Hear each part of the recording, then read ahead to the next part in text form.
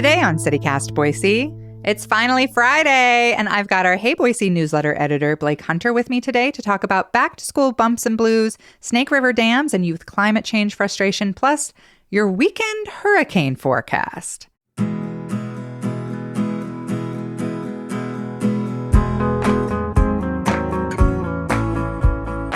It's Friday, August 18th. I'm Emma Arnold, and this is what Boise's talking about.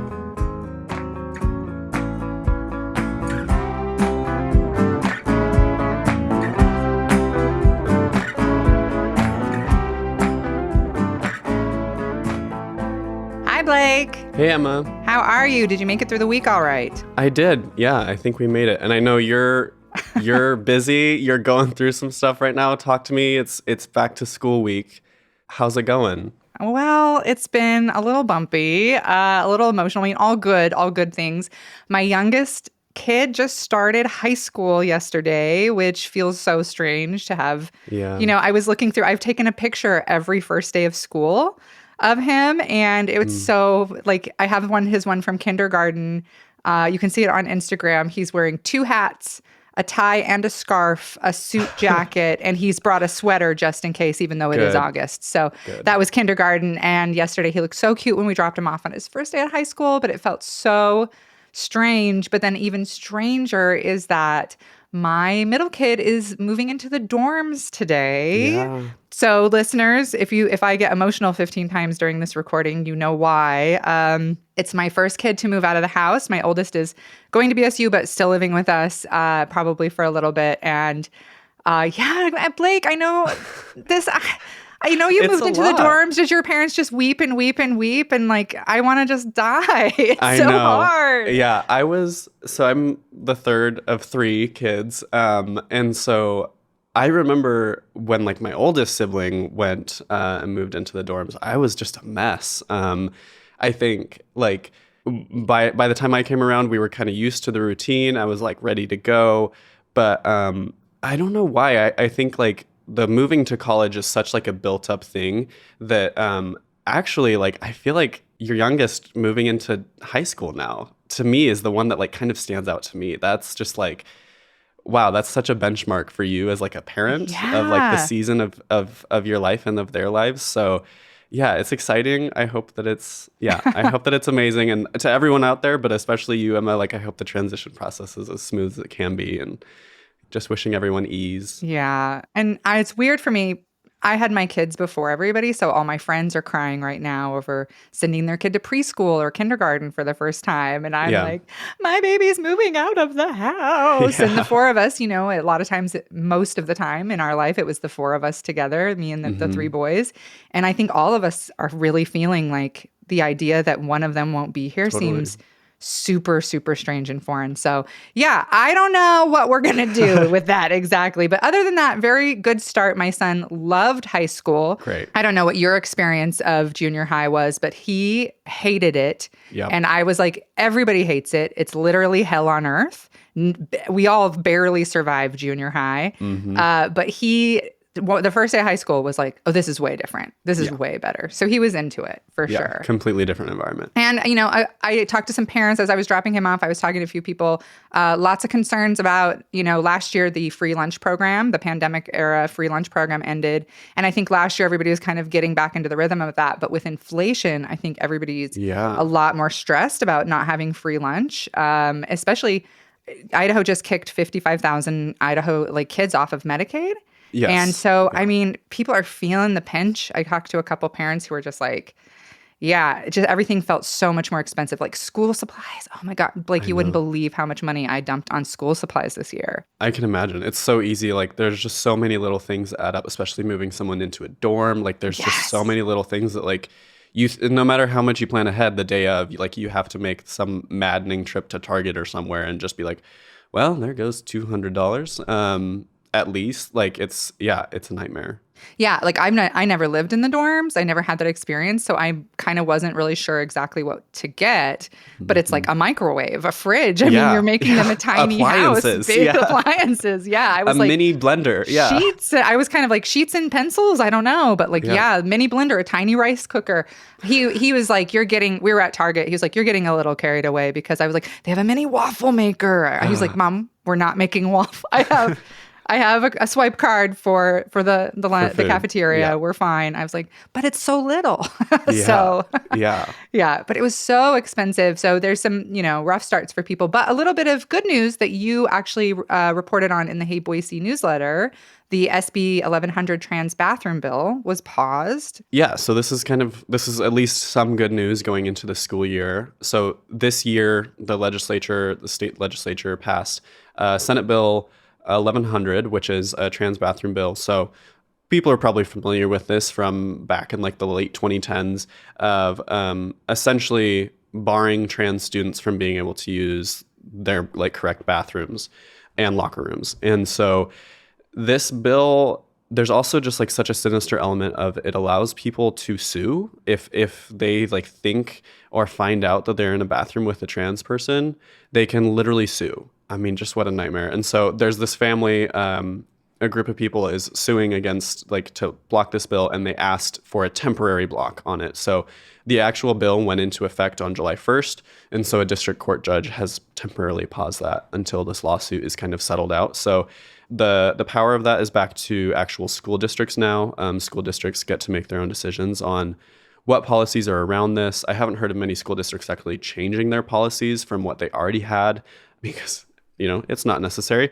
Yeah, so that's at least a little bit of good news for one less harassment or bullying thing for students to worry about going back to school. Yeah, and what a stressful thing. I mean, dropping my son off yesterday, he's got to find his locker. He's got to find his first class. He's got to there's all these kids he's never met before. Mm-hmm. And then if you think about a trans kid, throwing which bathroom am I allowed to use on top of that just seems so completely stressful. So I did see a helpful guide on Instagram that kind of laid it out for people like where that's at. Yeah. And there's a couple guides floating around if you have a trans kid or you are a trans kid to figure out like what your school district's policy is. So because they are individual, back to being individual. So that's good. I wanted to totally changing the subject, no segue here, but I wanted to ask you, I really loved the coverage you did this week on the dams. Talk us through a little bit of that because I thought that was so great.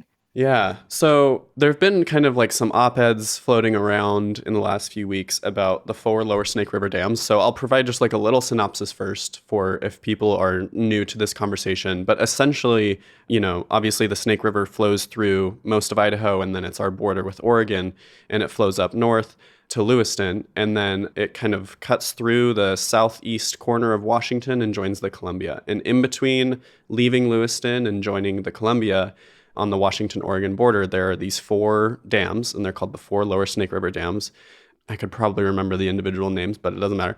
So essentially, there's been a conversation going on for at least kind of mainstream conversation since the 1990s that for salmon and steelhead trout to survive really like into the future, those 4 lower Snake River dams need to be removed is kind of the argument the conservationists are making.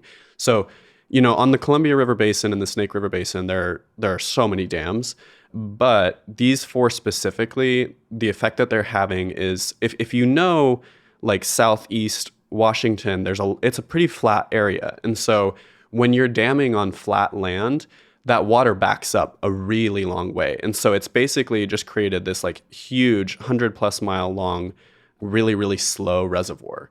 And so what that does is that it heats up that water. And a recent lawsuit from a group of different environmental organizations that focus on rivers and waterways just recently made the argument or announced plans that they want to sue the U.S. Army Corps of Engineers to remove these dams.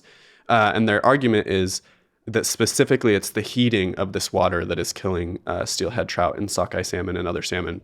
And so, the other thing that I want to talk about with this is that Emma, you and I, our families, like us, like white European colonizers, we've been here for about 200 years.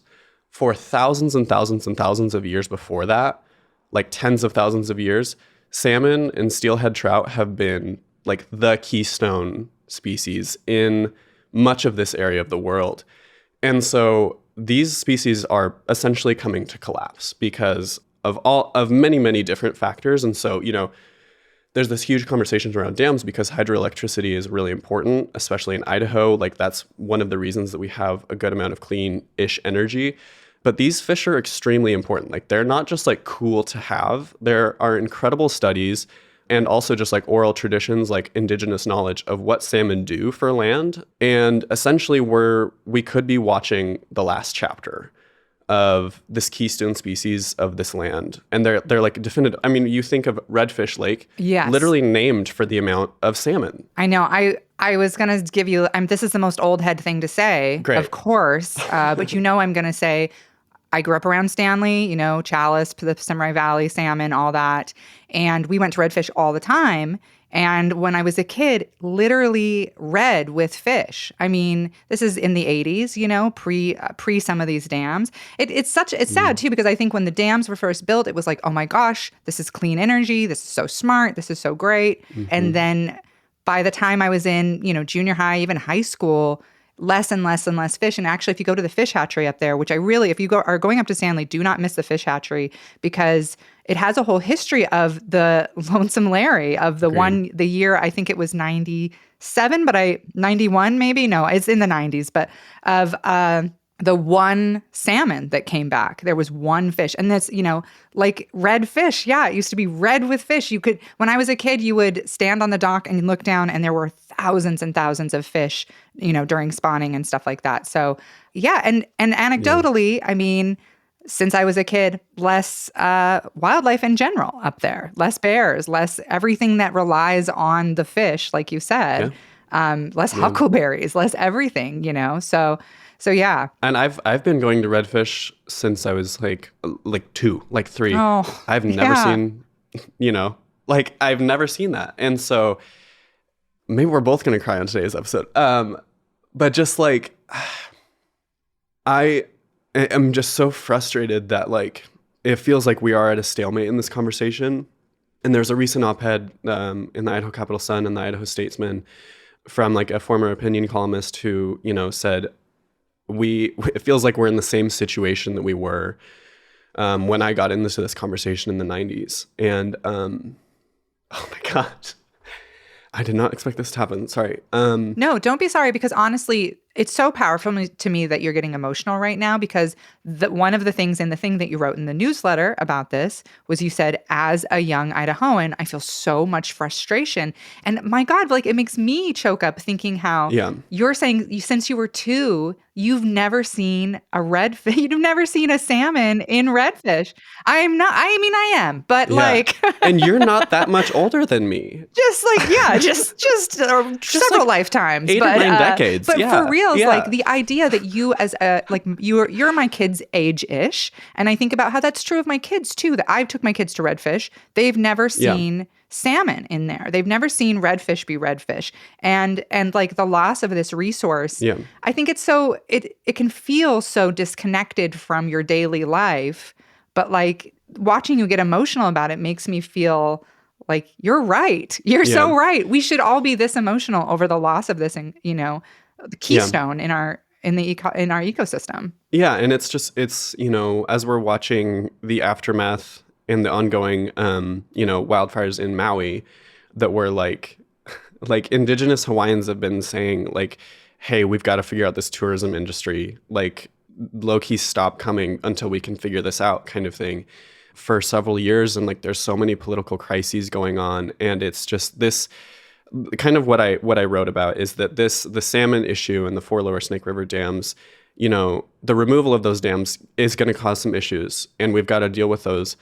But we really need to level with one another, and we need to level with the other species in our land, and just be like, we've got to figure this out, because this land has like depended on salmon and steelhead, and especially, I mean, not necessarily like right in the Treasure Valley, though a little bit, has been dependent on these species for thousands of years, and we think that we can just go on without them. how long is that going to last? Like, you know, and that's not even how we want to be living. And so I don't know. It's hard not to think about just like every single day, to be honest. And it's like, I understand the frustration of like, oh, we're just back where we started. But it's also like, no, that is not an option. And it makes me think about there's, you know, recent news just came out of Montana that these youth have like sued the state for not considering carbon emissions in business decisions, essentially, that lawmakers are making. And a judge sided with them, and that feels really groundbreaking, and that's really exciting. So I guess if you're also just kind of feeling like, we're back where we started, this is just like a political discussion. It is a political discussion, but it is life and death. And so, yeah, I would urge people to look to the youth. Like, Youth Salmon Protectors here in Idaho are doing some amazing work working with Indigenous nations in the area and up north. And I mean, we've got a long way to go, but we have to walk that road. It makes me think of George Prentice just did an interview with the Boise Youth Climate Action Council, a couple of them, and a couple representatives. And one of the things that like kind of punched me in the gut was one of them said, you know, we just it's like these constant headlines of record-breaking heat and record-breaking fires. And honestly, it's just kind of repetitive. And I think a lot of people are sort of checking out of it, or it becomes the new normal and it doesn't seem scary anymore. But it makes me think about, I just saw in the Statesman, I think actually you sent it to me, that there were warning that we're going to get like some residual, LA is about to be hit by tropical storm, possibly a hurricane, and we're going to see sort of the after effects of that. And that is definitely the first time I feel like in my memory where I've been like, a hurricane hitting the West Coast is probably going to make some noise here also. And I feel like all of the constant climate change thing, like your generation, a conversation I've had with my kids sort of repeatedly is this, your generation grew up with climate change just kind of in the background all the time. Like, you know, I didn't become aware of that until like high school. It started being a conversation. Yeah. But for you, like from the time you were 2, not seeing fish at Redfish, you've been also hearing climate change, and watching the adults in your life either at worst completely deny it, say that it isn't real, make fun of it, make fun of people for caring. And kind of at best, people sort of shrug their shoulders and be like, it's inevitable. So yeah, I feel like you're so right to get emotional over it because it does feel so scary. But one of my big takeaways from the interview with the Boise Youth Climate Action was they were like, you got to get involved. You got to be a part of this. You got to, you know, join the committee, join the council, or find ways in your life that you can contribute to fixing the problem, you know, instead of just throwing up your hands and saying, well, guess we're getting hit by a hurricane. I know. Which, speaking of, just so everyone knows, like coming through kind of late this weekend, Sunday, Boise's going to get residuals from a tropical storm, I guess, which is so fun. Which we need, honestly, because it's been 104 here all week and I want to die. But, I mean, it's expected to, in Southern California, it's supposed to drop like 10 inches of rain. So that's not good. That's going to be really scary. There's going to be some flooding. But we've only, in this Idaho Statesman article, it says we've only really had remnants of hurricanes or tropical storms come through like 3 times in the past century. So everybody watch out for some of that. We could get over an inch in some places. So just kind of be aware of when that's coming through. Should be on Sunday. Yeah. And they said that we could be part of a historic event, which I love to hear. So great. Well, my second this week, probably. Yeah. Oh, yeah. Fabulous. Well, Blake, thank you so much for everything. And honestly, your coverage this week in the Hey Boise newsletter, just peerless. You're doing such a good job. Thank you, Emma. I'm kind of thrilled, honestly, that you cried on this one instead of me. You cried earlier. Yes. You cried earlier. I cried before we started, and I'm about to cry. I was recording, and I just didn't tell you. Yeah. All right. Thanks, you, Emma. Blake. Have a great rest of your weekend. You too.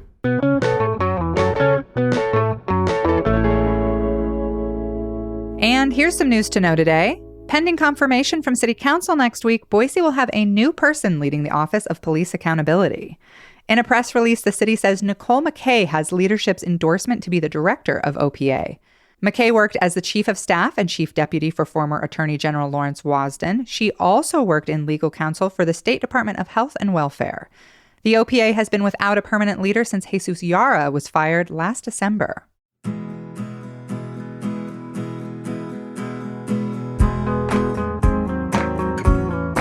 That's all for today here on CityCast Boise. The phrase, "it takes a village," applies to our credits today. The show this week was produced by Frankie Barnhill, Evelyn Avitia, A.K. Elmutman, Lizzie Goldsmith, Natalie Rivera, and me, Emma Arnold. Blake Hunter writes our Hey Boise newsletter with help this week from Natalia Aldana. And our music is by local band Up Is the Down Is the. If you enjoyed the show today, leave us a review. It helps other people find us. We'll be back Monday with more stories from around the city. Bye. Yeah, I gotta go.